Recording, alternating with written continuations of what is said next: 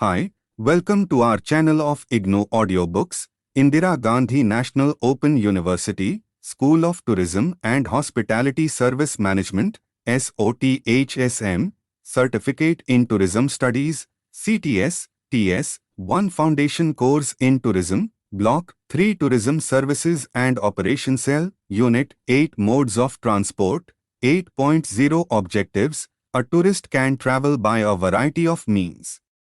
Hence, it is necessary for both the tourist as well as the tourism professional to familiarize themselves with the various modes of transport. After reading this unit, you will be able to learn the stages of development of various modes of transport, identify the different modes of transport, appreciate the importance of transport in it till the promotion of tourism, and understand the need of a national transport policy. 8.1 Introduction. Transport contributes significantly to our socio-economic needs. Transport industry has acquired a fundamental place in the global network system by facilitating mobility of persons and goods from one place to another through various modes of transportation. The development of tourism depends on the transport industry.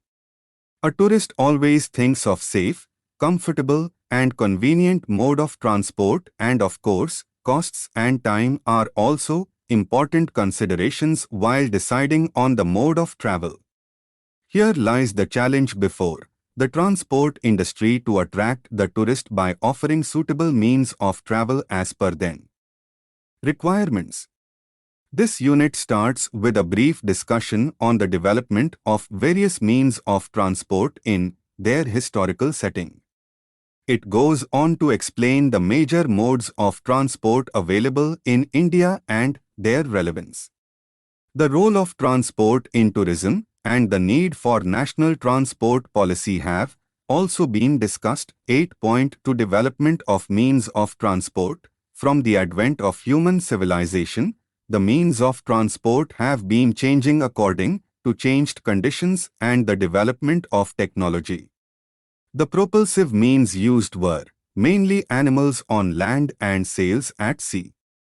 The discovery and application of steam and electricity in the 19th century and the internal combustion engine in the 20th century revolutionized travel and transport and introduced the present era of mass transport. The next spectacular breakthrough came in the late 1950s with the propulsion of aircrafts with jet engines, opening to the whole world the immense benefits of air travel. In Unit 3 you have read about the impact of such breakthrough in transport technology on tourism. Travel became faster and more people could travel. Well, let us have a brief look at the development of transport system in India. This can be broadly divided as times pre-colonial period, times colonial period, and times post-independence era. Pre-colonial period.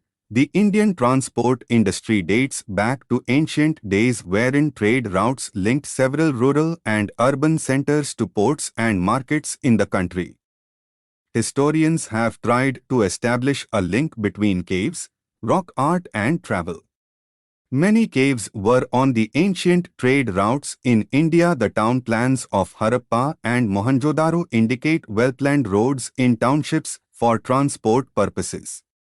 This trend continued until the end of the Mughal period. For example, the famous Grand Trunk Road was laid during the reign of Sher Shah Suri. 2. Colonial period, road transport and seaports continued to be developed during the British rule in India. A network of roads was built up by the colonial regime. This was done to link the ports with the hinterland to carry raw materials from India to Europe and import finished products from the European continent for Indian markets.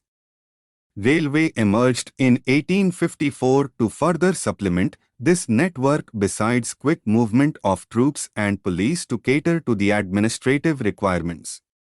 The first scheduled air service started in 1932 and continued to be symbolic for many years. 3. Post-independence era. The priorities changed after independence. Rehabilitation of the railways and reconstruction of highways damaged or neglected during the Second World War and rebuilding the transport network to cater to the developmental needs of the economy and society became matters of prime concern. Attention was also paid to the development of sea, air, and other modes of transport. From merely fulfilling the administrative needs of the government. Today in India, the thrust is for the development of transport to meet the growing demands of society and overall development of the country. Despite the implementation of the 5-year plans and the achievement therein, the transport system still FMDs itself in a state of inadequacy. For example, the transport sector is heavily dependent on foreign technology, capital and loans which have resulted in the slow rate of its development. The LATO has been consistently urging upon the government on behalf of its members to liberalize the import of air-conditioned tourist coaches. The growth of various modes of transport has been, during this period, largely unrelated to each other and thus failed to develop as a well-integrated multimodal system. The investments in this sector have been on the decline in the various plan periods. The total expenditure on transport industry in the first 3 plans was 23%, which came down to 14% in the 4th plan and 12% thereafter. 8.3 Road transport. As on date, 4 major modes of transport are prevalent in India. They are times road transport, times rail transport, times water transport, times air transport. Let us first begin with road transport. Road transport is one of the most promising and potent means suitable for short and medium distances. It provides the basic infrastructure for bringing the majority of the people who are living in far-off villages into the mainstream of national life by connecting them with different places. It offers a number of advantages such as flexibility, reliability, speed and door-to-door service, besides supplementing and increasing the efficiency of the other modes of transport. It has a vital role in the opening up of interior and remote areas and is relatively cheaper and less capital-intensive. Indian roads are classified into the following 5 categories: times national highways, times state highways, times district roads, times village roads, times unclassified village roads. The national highways are the principal arterial routes connecting the union capital with the state capitals, major ports and various highways. They constitute 2% of the total road network of 19 lakh kilometers, 1988, in the country and cater to 40% of the total road traffic in India. State highways connect state capitals with district headquarters, important cities and towns within a state, the national highways and the highways of adjacent states. District roads take the traffic from the main roads to the interior of each district and to rural areas. They are further subclassified into major district roads, which are metalled and have a high standard and specification, and other district roads, which are relatively of lower specification and design. Classified village roads connect villages or groups of villages with each other and to the nearest district road and other main highways, railway stations and river ghats. These roads provide the basic infrastructure in rural areas. Unclassified village roads are mostly earthen roads, having a far lower standard in most cases. They are merely tracks in rural areas. 2/3 of the villages in the country, approximately 4 lakhs villages, are without all-weather roads while 1/3 are without any road link at all, despite the road length in India increasing from 41 lakh kilometers, 1951, to 19 lakh kilometers, 1988. As per IATO manual, most of the roads are quite good. However, link roads leading to national parks and wildlife sanctuaries may not always be good. In Appendix I, we have mentioned some destinations, distance and time taken to travel. Mechanized vehicle traffic in India has increased from 3.06 lakhs 1951 to 166.93 lakhs 1989. Among the mechanized vehicles, the share of buses has declined from 11% to 1.84% 1989, the actual number of buses on roads being 2,94,000. 60% of the road transport is in the private sector while 40% is in the public sector. The passenger traffic carried by the public sector is, however, 51% as against 49% by the private sector and is mainly through the state transport undertakings. The interstate bus system is well developed and the quality of buses varies. For example, many state transport corporations run frequent ordinary buses, some semi-deluxe and deluxe buses, and a few air-conditioned coaches. Advance bookings are available in the last three categories. JJLIMON.Lelshan is available at the bus stand.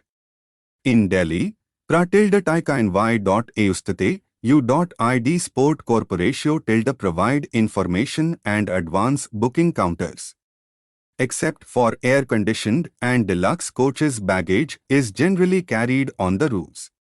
Hence, one should advise the tourists to ensure the safety of luggage and waterproofing. Not many foreign tourists prefer ordinary bus travel. However, for domestic tourists it is a popular mode of travel. Throughout the year we find certain bus operators conducting tours, particularly for pilgrims, to certain areas covering many places at a time. Taxis, chauffeur-driven cars, car rental systems, matador type vans are some other services in road transport. In the light of this general information on road transport, your first task is to collect information about the tourist places which can be covered by road transport. The existing facilities available to carry tourists by road transport are to be identified next. For example, Mr. and Mrs. Grover have reached Puri from Delhi. They want to see the famous Sun Temple at Konark and other historical sites around Puri. Road transport is the most ideal mode for them to visit these places. Available modes of transport are local buses, luxury coaches of different types or taxi.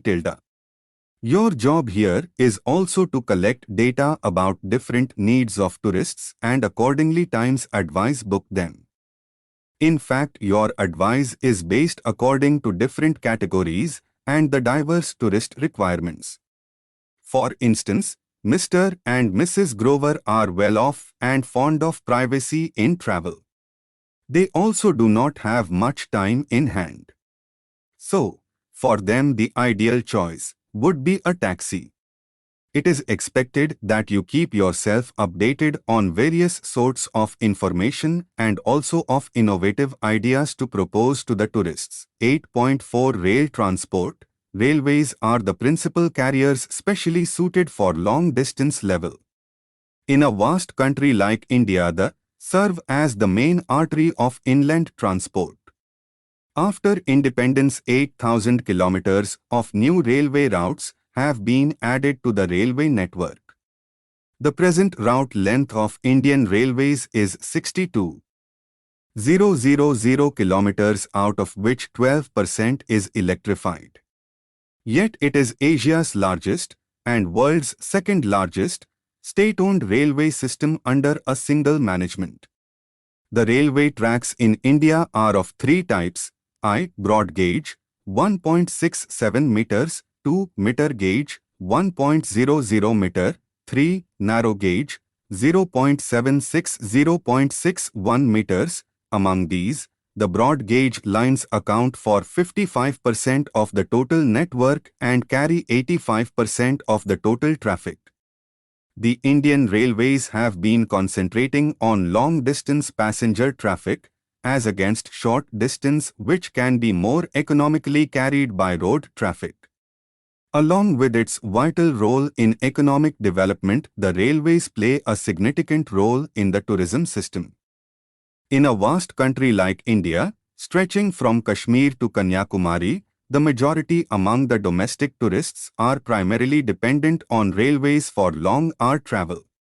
One basic reason for the choice of railways as a mode of transport is that it is economical. Moreover, the LTC facility given to the employees permits rail travel as per the salary slabs and relevant category. Replacement of the steam engine by diesel and electric engines has definitely increased the speed of mobility. Electronic signaling and other scientific devices are being increasingly used to make rail journey more faster and comfortable. For example, initially Bombay and Calcutta were connected with Delhi by superfast Rajdhani Express. Now Bangalore and Madras are also connected by Rajdhani. Introduction of superfast Shatabdi Express between Chandigarh Delhi and Bhopal Delhi have saved much time of travel and the journey has been made more comfortable. Toy trains running between Kalka and Shimla or New Jalpaiguri and Darjeeling are major attractions for the tourists. Similarly, Palace on Wheels, which takes the tourists to major historical places in Rajasthan via Agra, was introduced to offer a package tour to the tourists. Recently, the railway authorities have introduced the weekend package tours starting from Delhi to nearby tourist places for 2 to 3 days. Similarly, more Palace on the Wheels like trains are to be introduced in the near future. Indira tickets are sold abroad for foreign tourists. As a tourism professional, it is your responsibility to collect information about the various trains and their destinations, departure, arrival, fares, etc., as well as different concessions and facilities available to tourists. For example, you want to take a group of 70 tourists to South India from Delhi. What you have to do? First task is to contact the local railway commercial manager or chief reservation superintendent. Best suggestion could be to reserve a separate coach for your tourist group, and by telegram, message should be sent to different railway stations where you want to stay for 1 or more than 1 day.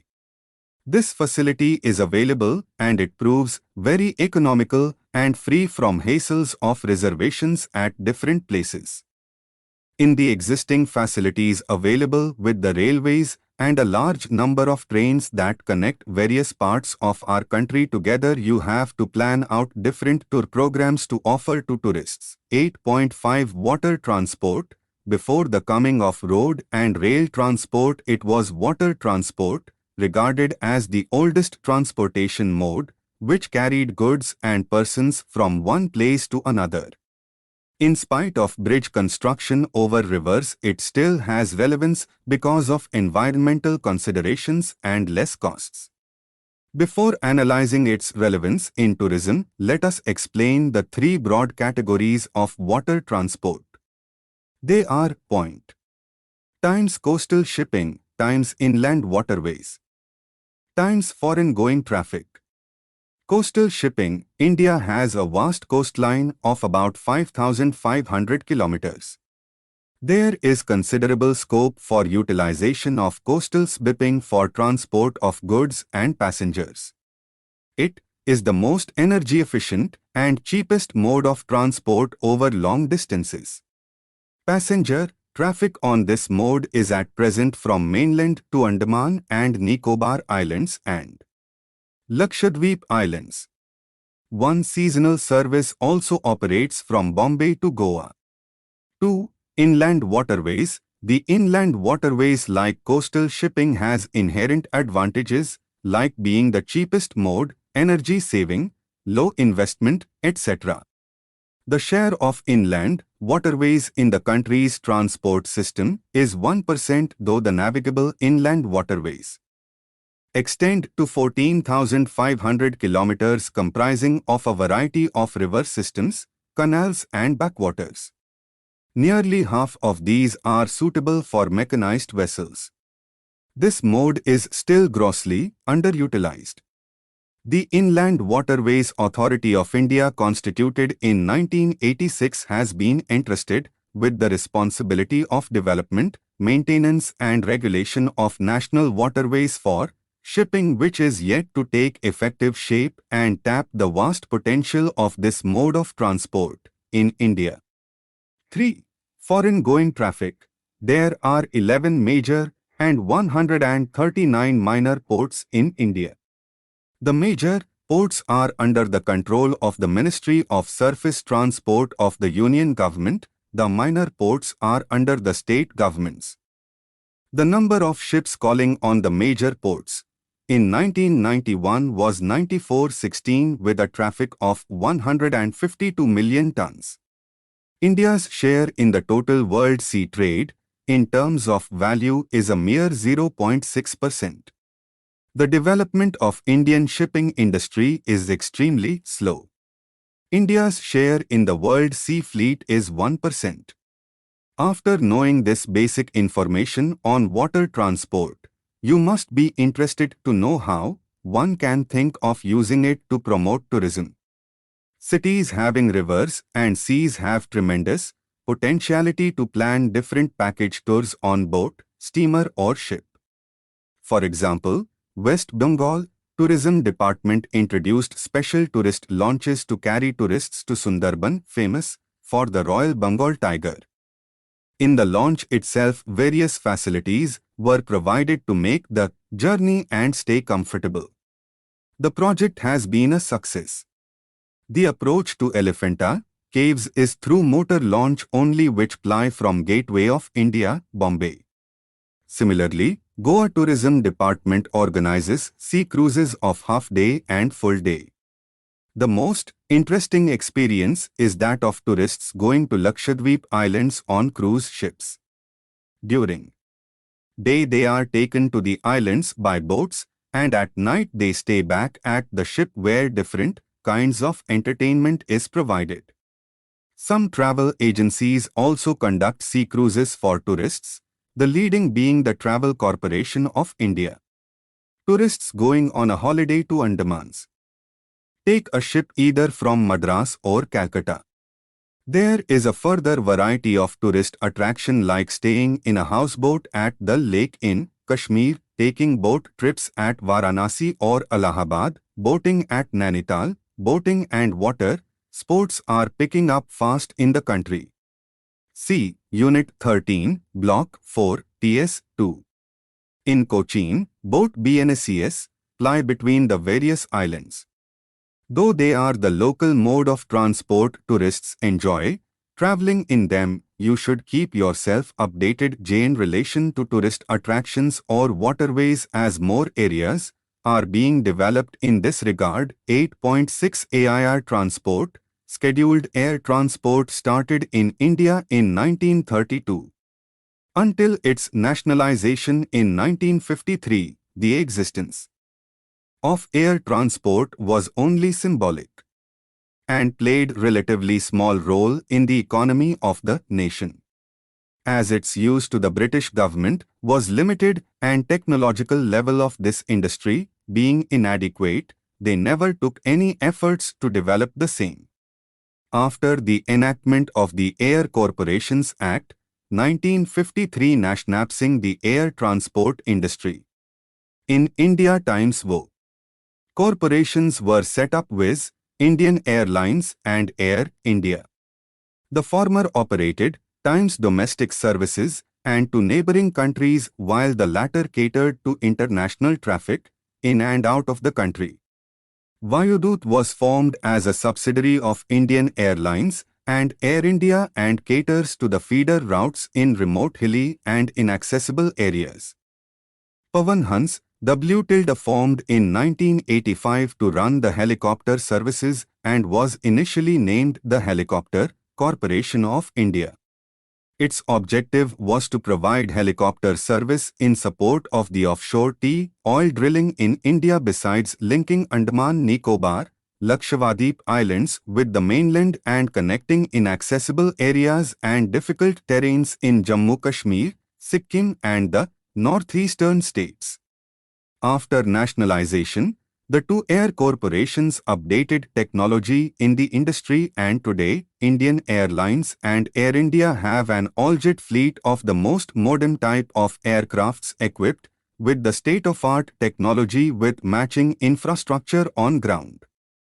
Indian Airlines fleet comprises of 57 aircrafts and Air India has 23 aircrafts as under aircraft type. Indian Airlines Air India Airbus AJ1103 200 plus seater Airbus A31008 times Lu plus seater Airbus A32023 Lu plus seater Boeing 737-23 Lu plus seater Boeing 747-11 300 plus seater Boeing 747-400 01 400 plus seater. Since nationalization, the Union government has invested 100 crores rupees by way of equity and loan capital in Indian Airlines and approximately 153 crores rupees in Air India. The annual turnover of these two corporations is more than 2,000 crores rupees per year each, while Air India carries annually 22 lakhs passengers. Indian Airlines carries 881 AX, Vayudoot carries 4.10 lakhs and Pawan Hans 2.5 lakhs. Since 1990, the government has permitted private operators to operate trunk routes within India and compete with Indian Airlines. There are a few small companies operating along with Indian Airlines on domestic routes. These are East West Airlines, Trans Bharat Aviation, Jackson Airlines, Modi Loft, CityLink Airways, Sahara India Airlines, etc. Recently, the Air Corporation Act has been modified to facilitate the open skies policy. Tourism services and air transport to India is primarily UCT or passenger transportation, and hence it has an important role to play in the development of tourism in India. The government is spending huge amounts to upgrade and modernize the airports as per the requirements of the future 8.7 role of transport in tourism. In a vast country like India with extensive geographical diversity, fast and efficient means of transport is very essential to link the various places. Tourism as an industry can only be developed if the time taken to cover the long distances is cut short to the minimum. In today's industrial society, the time at the disposal of a tourist is very limited. A leisure tourist may hail only a few weeks, while the business tourist can afford to spend only a few days. Consumer times psychology is as present in tourist industry as in any other service industry, and thus the sounds like to maximize the returns of their spendings by covering in their itinerary as many places as possible within the limited time frame. Likewise, business delegates cherish sightseeing and visits to places of historical value at the end of their session. India's share of world tourist traffic is 0.29%, with around 1 million per annum visiting India. One amongst the various obstacles in achieving an increase in international tourism in India is the serious deficiency in travel facilities from the main points of arrival in the country to the center of tourist attraction which they want to visit and stay at. The growth of air travel point capacity during the next decade will have to cater to this requirement. Tourist traffic is estimated to grow at 6% annually. The road transport plays a major role in short-distance travel. However, the share of buses being only 1.3% and cars, jeeps and taxi 7.8% in the total road traffic. Is inadequately developed. The role of luxury coaches and rent-a-car system is virtually insignificant and has only a symbolic existence in and between certain metropolitan cities. The service through this mode offered today is lacking in comfort and choice and is thus an impediment in the growth of domestic as well as international tourist traffic. In spite of the shortcomings, it is one of the major modes of transport for inland tourists. The advantages offered by the railways in long distance has made this mode the main arterial link between the length and breadth of the country for the tourist traffic, and its role in inland transportation is no less important. Along with the road transport, it provides the basic point infrastructure for movement of tourists inland, though its popularity and utility for the foreign tourists is very little as they prefer the air transport which provides greatest speed and comfort. The share of waterways, both inland, coastal and overseas, is negligible in tourist traffic. Ropeways also have a distinct advantage in hill ranges and rapid streams, the latter with times frequent changes in their courses. More than 16% of the country's areas is hilly. However, the total length of ropeways in India is hardly a few hundred kilometers, and thus this mode, though quite suitable in specific areas, has remained untapped till date. The importance of air transport in tourism stems from the fact that India has a well-established surface transport system. This, however, suffers from serious shortcomings. Times road transport being stagnant is unable to play its full role in the promotion and growth of tourism. Times the rail system, on the other hand, though fairly extensive, is good only in parts. In a large country like ours, and the short time at the disposal of the average tourist, rail travel is too slow to satisfy the needs of international tourists. The railways are trying hard to cope with these shortcomings. At present, 40% of the incoming traffic by air consists of tourists. Because of geographical reasons, the vast majority of tourists, 90%, coming to India arrive and depart by air.